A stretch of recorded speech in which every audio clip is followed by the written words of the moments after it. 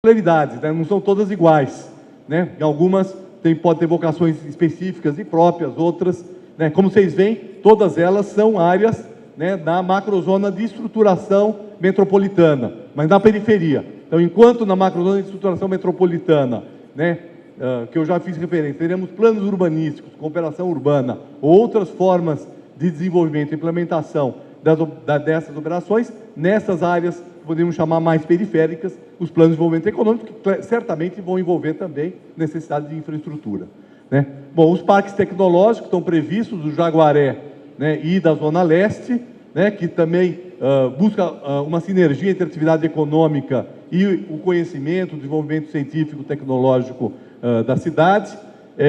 O polo de economia criativa, definimos uma região para que haja, né, essa vocação que a cidade tem, ela possa ser potencializada. É uma proposta, inclusive, que veio através do vereador André Matarato, presidente da comissão, e, finalmente, o polo de desenvolvimento rural, né? Então, dessa maneira, nós temos um conjunto de potencialidades que a cidade quer ver desenvolvida, né? Aqui a zona do polo de desenvolvimento rural tem a dupla função de conter expansão ao sul do município, fortalecer e manter a agroecologia e, ao mesmo tempo, implantar equipamentos de infraestrutura, né? E isso está ligado a uma preocupação também que nós colocamos e cada vez é mais importante, e acho que não dá mais para ninguém ignorar, que é a articulação com a política municipal e a política nacional de mudanças climáticas, que relaciona aí tanto questões de edificação como criações de áreas verdes e proteção das áreas, né, protegidas, que fazem parte, então, de um sistema, né, um sistema de áreas protegidas, áreas verdes e espaços livres, né? Estão previstos 158 parques, tá certo? Na cidade, que seriam transformados em GEPANs, né? É claro que, entre propor um parque e concretizá-lo, nós vamos ter que ter mecanismos e instrumentos para isso, né? Um deles é a possibilidade da transferência do direito de construir. O substitutivo também regulamenta um instrumento que estava previsto na proposta original, mas não estava regulamentado, que é o pagamento por serviços ambientais, sobretudo nas ZEPANs, na macroárea de proteção, na macrozona de proteção ambiental, né, os parques propostos que poderão transferir o direito de construir, que é uma maneira de estimular a sua implantação, né? Foi recuperado, né, o programa de recuperação dos fundos de vale, que é fundamental para garantir a drenagem e a qualificação dessas áreas, e, né, e a possibilidade de transferir das EPANs na macrozona urbana, né? Do ponto de vista da questão de habitação, nós fizemos uma proposta de criar uma nova ZEIS, né, de modo a focar mais as ZEIS existentes para habitação de interesse social e destinar a ZEIS nova mais para a atividade do mercado popular. Então, aqui só para a gente ver, isso aqui foi uma discussão longa que foi feita, né? Nós buscamos compatibilizar uma proposta que veio, né, do movimento de habitação, do movimento dos urbanistas, que era de ampliar, né, a quantidade da faixa 1, tá certo? Mas para ampliar a faixa 1, nós não podíamos supor que isso pudesse ser feito pelo mercado. Então, nós propusemos uma nova ZEIS, que seria a 5, onde seria ampliada, né, ou garantida a faixa da habitação de mercado popular. E com isso, então, a gente pode garantir tanto a dimensão social, né, que está presente na ZEIS 1, na ZEIS 2, tá certo? Mas também garantir, né, na ZEIS 1, na ZEIS 2, na ZEIS 3, mas também garantir uma produção para uma baixa classe média, que o mercado consegue atender hoje com recursos do Fundo de Garantia por Tempo de Serviço, e que também são importantes para enfrentar o déficit habitacional, as necessidades habitacionais que ele aparece para as várias faixas, né? E uma outra coisa importante, né, que foi a regulamentação da cota de solidariedade, que também está proposta, né, está proposta também no plano diretor, mas não estava regulamentada. Fizemos, então, uma regulamentação, garantindo aí, obrigando que empreendimentos com mais de 20 mil metros fossem obrigados a construir aí, então, 10% a mais de HIS, tá certo? Que não seria computável. Então, é uma maneira de compatibilizar, vamos dizer assim, o empreendimento que visa o lucro com uma perspectiva de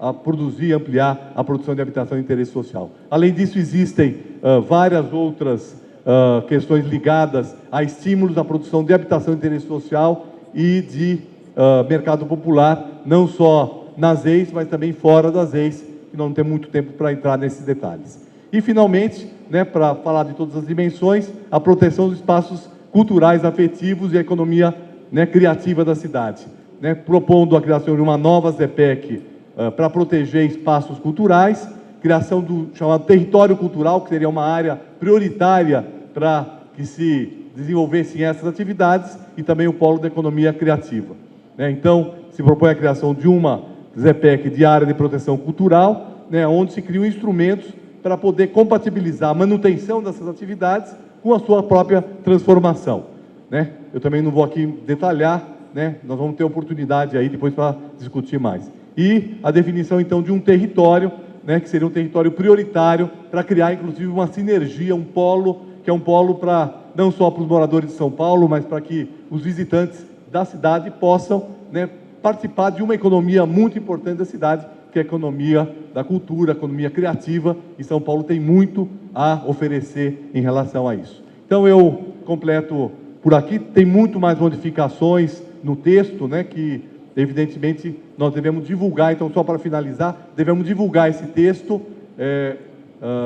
a princípio, no dia 26, né, na próxima quarta-feira, quando está previsto que a Comissão de Política Urbana, que já está analisando o texto, né, os vereadores da comissão, possa aprovar, então, o texto na comissão. Então, o texto está ainda nesse forno final, tá certo? Na última fornada, né, ainda pode sofrer algumas modificações, por isso nós não estamos divulgando. Evidentemente, depois de aprovado na Comissão de Política Urbana, será divulgado e será submetido a um amplo processo de debate público para poder ser votado, né, e aí com a máxima possível de adesão. A gente sabe que um plano diretor não agrada nunca a todos, em todos os seus aspectos, mas a gente conseguir encontrar um denominador comum que contemple as várias visões, nós teremos condição, talvez, de ter futuro em São Paulo. Obrigado.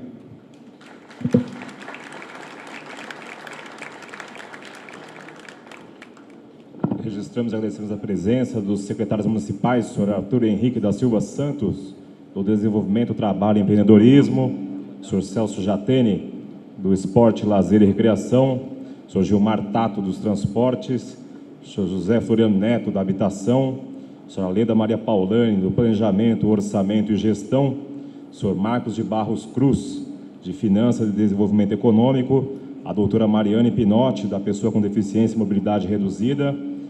Temos também a presença do senhor Paulo Ricardo de Aquinto, secretário municipal de Licenciamento em Exercício. Temos a presença dos secretários municipais adjuntos, senhora Leila Suan, de Comunicação, senhora Tereza Beatriz Ribeiro Erling, Desenvolvimento Urbano, senhor Antônio Carlos Munhoz, o Tuca, de Pessoa com Deficiência e Mobilidade Reduzida.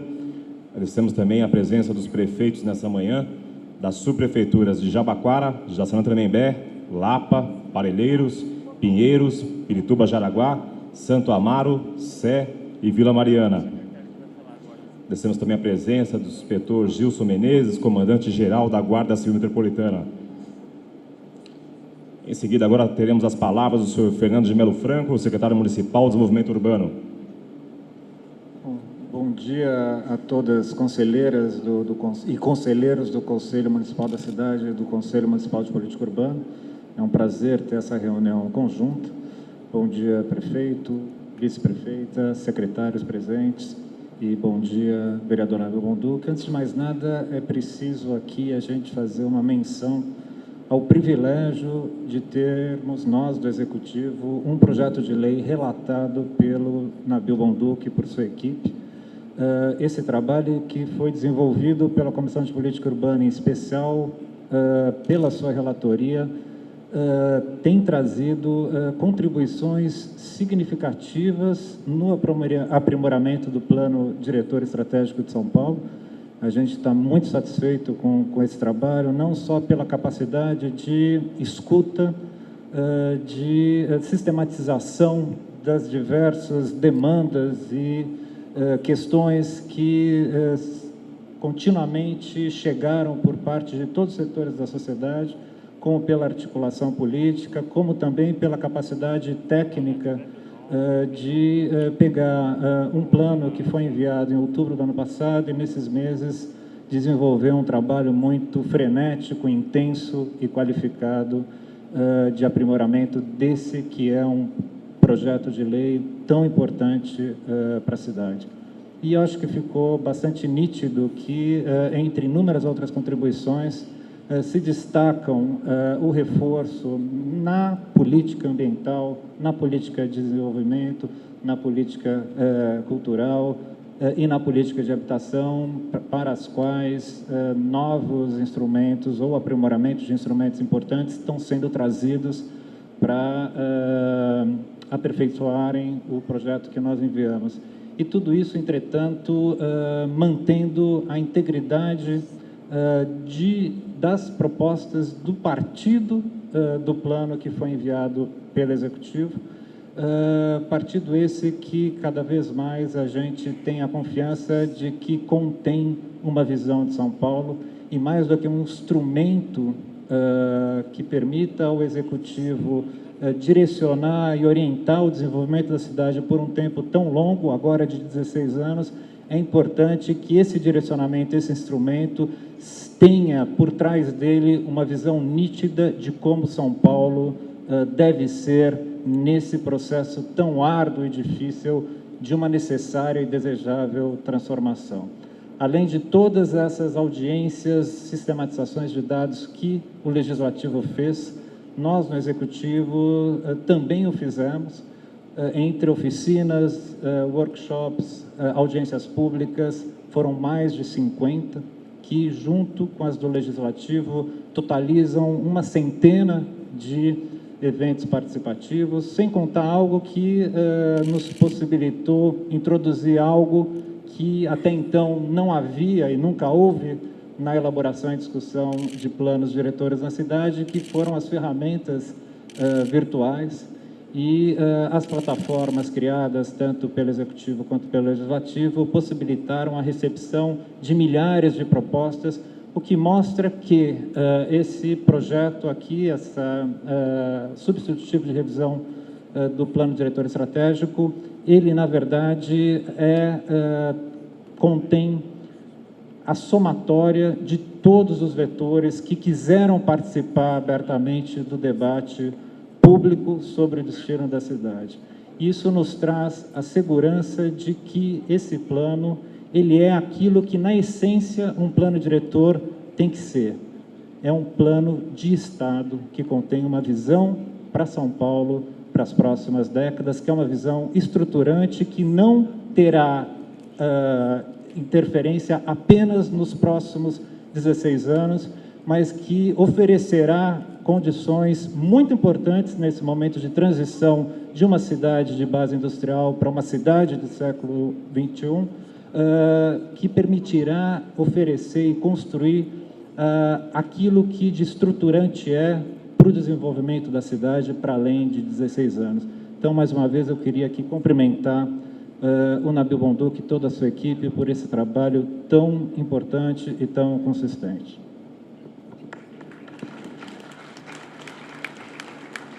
Ouviremos agora o senhor Fernando Haddad, prefeito de São Paulo. Queria cumprimentar os senhores conselheiros, cumprimentar os jornalistas, cumprimentar os secretários, cumprimentar o Nabil Bonduque e a equipe, que fizeram, como o Fernando disse, um excelente trabalho até aqui. Saudar o nosso Paulo Frateschi, que está assumindo a coordenação do Conselho, uma vez que é o nosso secretário de Relações Institucionais, e, portanto, ocupa o lugar do João Antônio, que foi eleito pela Câmara conselheiro do Tribunal de Contas do município. Agradecer as palavras do Fernando Melo Franco, muito representativas do espírito que norteou os trabalhos até aqui. Estamos há 15 meses trabalhando no plano diretor, com muita participação. E eu queria, se vocês me permitirem, fazer referência a um conselheiro que já não está mais entre nós e que representa essa vontade da cidade mudar para melhor, que é o arquiteto Jorge Wilhelm. O Jorge Eu queria pedir 1 minuto de silêncio em memória do Jorge. Fiquemos de pé, por favor. Acho que é uma homenagem devida a um dos principais urbanistas do Brasil, que tanto ajudou a cidade de São Paulo, inclusive recentemente colaborando com o Executivo Municipal.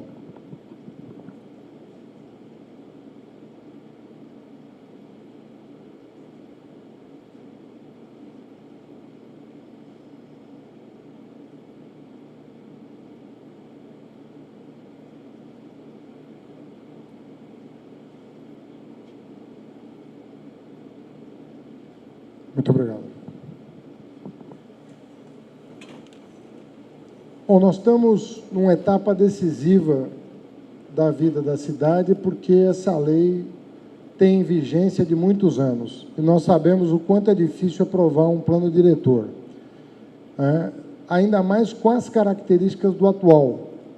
Porque o atual, diferentemente dos anteriores, sobretudo o governo Marta, que inspira em grande medida esse, governo Jânio, que aprovou um por decurso de prazo. Imaginem vocês se isso seria possível nos dias de hoje, aprovar um plano diretor estratégico por decurso de prazo. Depois, se formos lá para trás, anos 70, Figueiredo Ferraz. Então, você vê que para aprovar um plano diretor, o trabalho é árduo. Porque, primeiro, você precisa ter uma ideia da cidade, você precisa ter uma visão da cidade. E, segundo, você precisa transformar essa visão em quase consenso. Se não em consenso, em quase consenso, para obter os 37 votos necessários para aprovar. Então, em geral, quando uma pessoa tem uma coisa, não tem a outra. Nós estamos trabalhando para combinar o consenso em torno dessa visão. Mas não é só disso que se trata.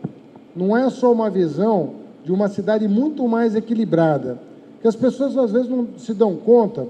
Quando a gente fala da macro-área de estruturação metropolitana, que a gente chamou de Arco do Futuro, nós estamos falando de um eixo que passa por quase todas as subprefeituras da cidade.